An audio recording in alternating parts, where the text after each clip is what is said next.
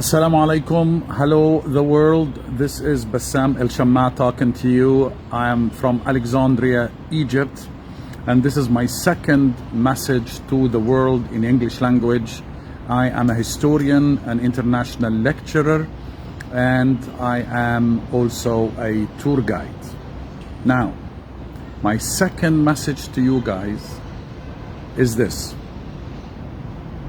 After, in the first message, I analyzed the whole situation from the modern point of view and from the historical point of view. Now I'm just trying to remind you, because like it's becoming a trend in the last few years to attack Muslims and attack people who believe in Islam. And this is a great proof of ignorance towards a religion and towards people who attend and practice what this religion dictates in the most elite way, but the ignorance towards them make a great deal of anger towards them, which led to wars, which led to killing, which led to apartheid, which led to many things. Now, just let me refresh your memory. Who is the terrorist and who is the peaceful person? Now, remind me, kindly please. Who were the people who dropped 2 atomic bombs on innocent people with no weapons, on innocent children, on innocent elderly, in 2 different cities to end a war that they couldn't win militarily? The United States of America. Who were the people who terrorized children running in the streets in Japan with their skin falling off their bodies, burnt and destroyed, with psychological problems which lives for years and years, an economy of a country that dropped in an overnight, and thousands of people dead while they were just relaxing in their homes with no weapons whatsoever? Who did that? Whose army was that? This army was the army of the United States of America. 2 atomic bombs. The United States Army is the only army, the only country in the world's history. I'm a man of history. I wrote 50 books and an encyclopedia in history called Encyclopedia Bsam. My name is Bsam, so this is an encyclopedia with my name. So I'm telling you, and correct me if I'm wrong, I know I'm not wrong, because I'm not going to address the world with wrong information like others would do,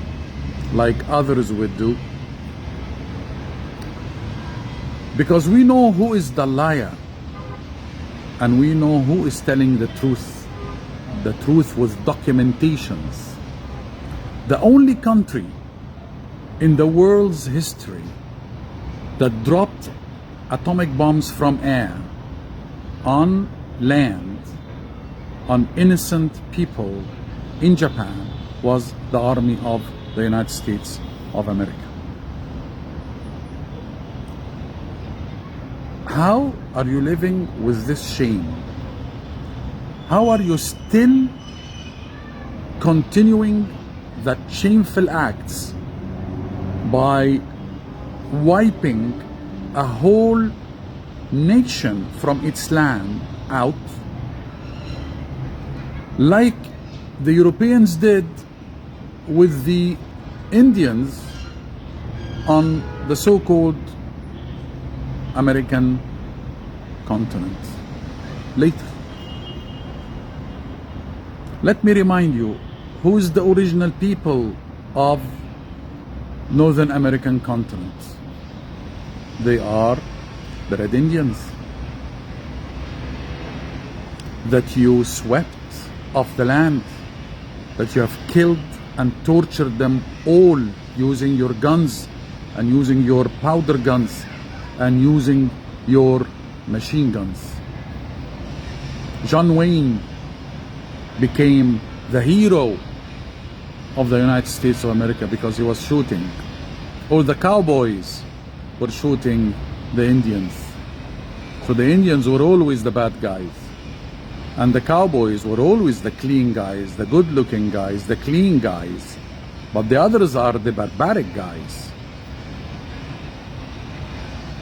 But believe you me, we historians of the world, and anybody who reads correct history knows that. You are not bluffing anybody. You are not bluffing any reader of correct, good history. So who's the terrorist? And who is the peaceful person who was living on his land, and then all of a sudden England would come, and before England Napoleon Bonaparte would come, and before Napoleon Bonaparte, and I can tell you names and names that you know those names. Remind me, what did Hitler do? He's European, isn't he? So, a man who, because he desired a throne chair to rule the world, over 50 million people lost their lives due to one sick dream of one sick person called Adolf Hitler. What are you doing now? Exactly like what Hitler did. Exactly what you are doing in Palestine, what you did in Iraq. Who entered Iraq with no rights whatsoever? Who lied in the world and said there is a great deal of weapons of mass destruction in Iraq? Who did that? The United States of America. Who went in Iraq, invaded Iraq, killed the Iraqis, hung the president? Agree or disagree with him? I'm not talking about this now politically. I'm talking about hanging a man the first day of the festival of the Muslims, the Eid al-Adha, one of two major festivals, religious events, that is, where we slaughter the sheep and give the meat to our poor people, participate with the poor people, and feed our families and feed the poor people. You choose the day to hang Saddam. Who did that? You're talking about culture? Take a look at your museums. Take a look at all the statues in your museums. Take a look at all the artifacts in your museums. Take a look at all the antiquities in your museum. There is nothing British in the British Museum. The British Museum is the greatest collection of robbery and theft of other cultures, including Egyptian culture, that I know very well.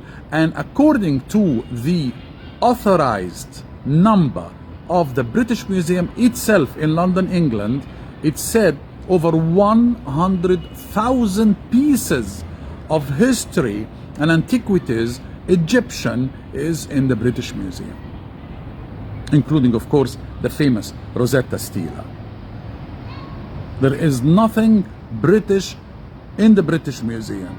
It's all taken from other empires, other nations.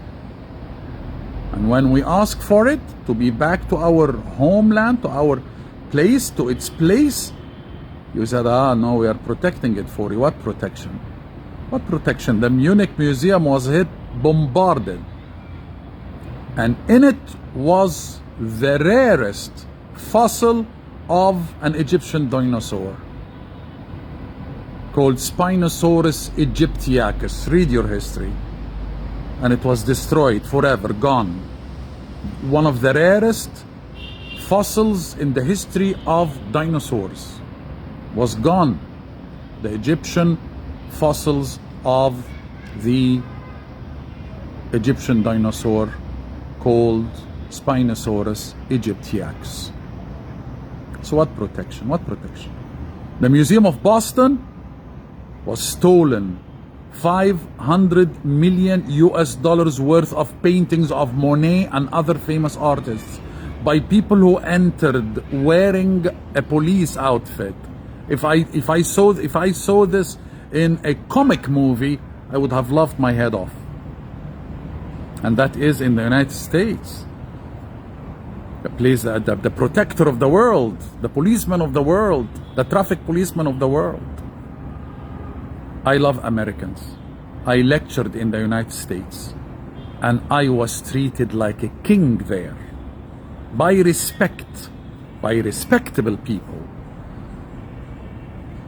By respectable people, respectable Americans who loved Egypt and loved the culture and loved the civilizations.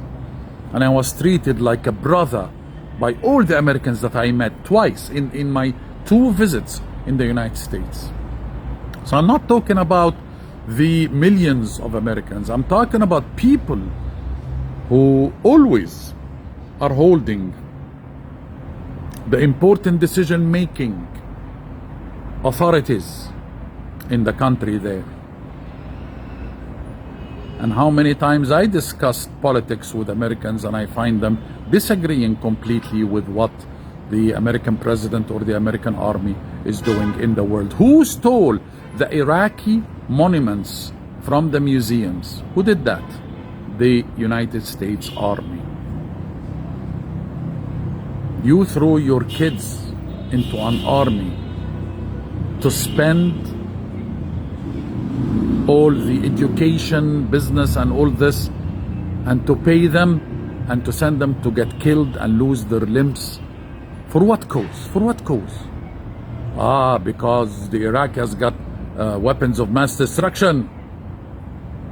Get me one bullet of mass destruction that you found in Iraq.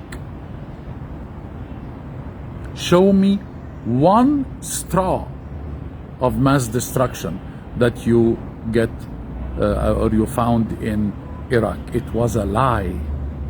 It was a lie. Millions and thousands of people were injured and lost their souls and lost their best beloved ones and lost their own lives. A country which is still suffering till today economically. Why? Because you want power. You desire power. It is in here. It is in your head.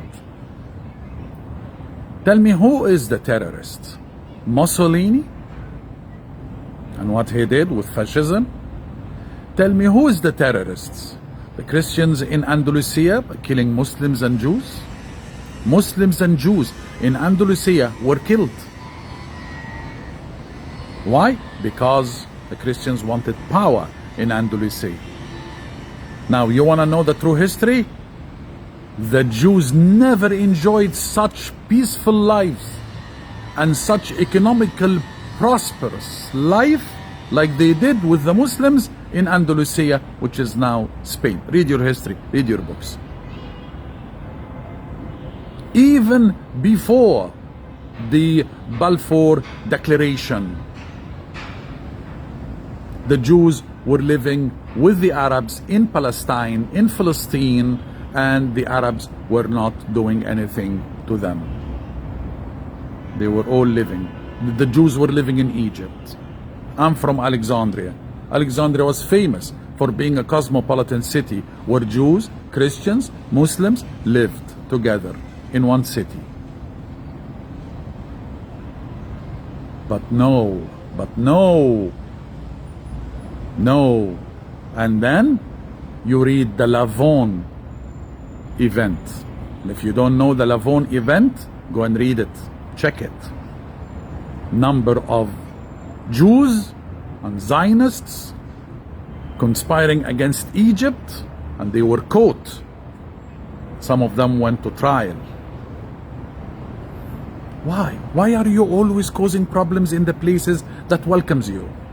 This is my question to the Jews and the Zionists. Why are you always being expelled from countries? You've been expelled from Moscow. You've been thrown away from Spain. You've been thrown away from Palestine. You've been thrown away from Al-Quds, called Jerusalem in English. You've been thrown away from everywhere. You've been taken away because you cause problems everywhere you go. Everywhere in Europe you've been thrown away. Now I'm personally surprised, because you always keep on telling us, oh, the Holocaust, oh, we've been burned, oh, we've been gassed, oh, you've been this. So if this is true, if what you are saying is true, dealing with the Holocaust, why are you holocausting everybody? You cannot expel 8 million people out of planet Earth to live on your own with your power. You cannot do that.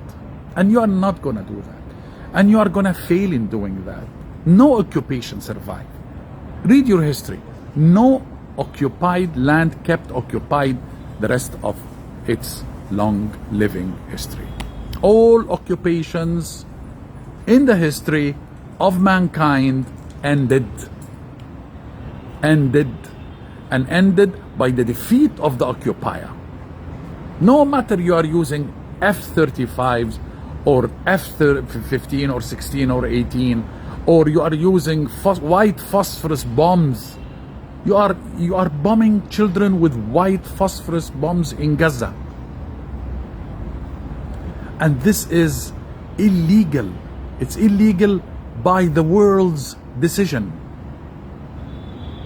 Now, you want to remind me, and I'll remind you. We Muslims, what did we do? We introduced to the history Ibn Shatir, the famous scientist, who Copernicus copied from his science. We introduced Al-Biruni, the man who was a moving encyclopedia in more than 10 sciences. And he is venerated around the world. Al-Biruni, called Master Al-Birun in English. Master Al-Birun, the scientist, the famous scientist. Check him, Al-Biruni.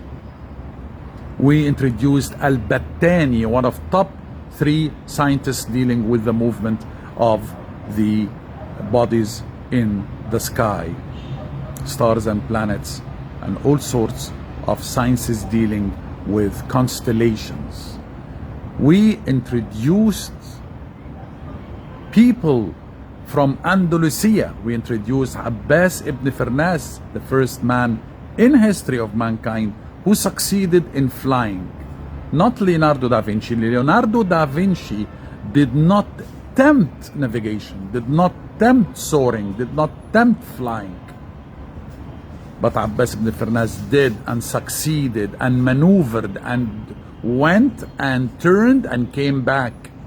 And until over 70 years of his age, he was practicing the flying and succeeded. That's what we Muslims introduced to the world's science and the world's goodness. We introduced Fatima al-Fihri, who constructed Al-Qarawiyyin Mosque, which then was attached to Al-Qarawiyyin University in Fez in Morocco, the first university in the history of mankind, with the Tunisian and Al-Azhar University in Cairo. You know who went to Al-Qarawiyyin University of the Muslim lady Fatima al-Fihri? I remind you, Sylvester II, 1999 AD, the Pope of the Vatican. Before he became the Pope, he studied in the University of Al-Qarawiyyin in Fez in Morocco. Who built Al-Qarawiyyin? But the Muslim respectable lady Fatima al-Fihri. How about Sutayt al-Muhamli, the famous mathematician? She was a Muslim. The genius mathematician she was. How about Maryam al-Istarlabiya, the genius Muslim lady who made the astrolabe, You know what they called the astrolabe? They called it the best invention for science all the way until the computer. That's us. That's us Muslims. We introduced this. We introduced justice to the kingdom of Muslims when in 80 years after the Islam was introduced in the Arab Peninsula, in 80 years Islam was from the Western Europe all the way until Eastern Asia.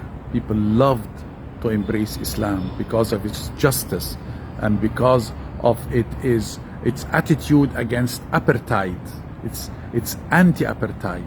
We are against the apartheid. We are against the differentiation between mankind according to a skin color. We were the people who fought for dark-skinned people to take their freedom. Because in Islam, there is no distinction between a person and the other because of his color of his skin. No. The difference between one person and the other is how religious, how dedicated, how peaceful, how is he dedicated to Allah, God, how is he praying, how is he studying and practicing what's in the Quran Kareem, which by the way has got a very clear sentence, lakum dinukum waliya din. You have got your religion, I've got my religion. You have got your religion, I've got religion. There is no compelling in Islam. It is against Islam to put a sword on your throat and said, if you don't become a Muslim, I will slaughter you. This is totally against the Quran Kareem, the words of Allah, God in Islam. Would you like me to remind you of what happened with the Crusaders? Well, I'm sure you know. I'm sure you know what the Crusaders did. What the Crusaders did in Europe. Killing the Europeans. Eating their bodies. Read your history. That's even before they went to Palestine and went to the Muslim world and started killing thousands of people and occupying land. What brought Napoleon Bonaparte all the way from France to Egypt and Palestine and Syria?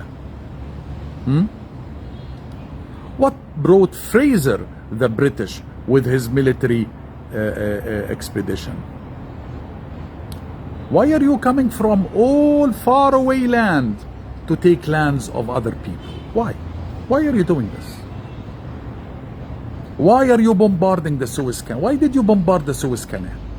Why did you kill the Muslims in Port Said? Why did you kill the Egyptians in Port Said? What did you do the Suez Crisis for? 1956. Why did you kill the Palestinians in 1948, including the Egyptian army and the Arab army? Why did you invade in 1967? Why did you take Jerusalem? Al-Quds, why? This is not your place. This is not your land. How would you like it if I came into your house, raped your wife, killed your children right in front of your eyes, took your land, kicked you out and said that is mine? Because I'm more powerful than you. I've got a gun.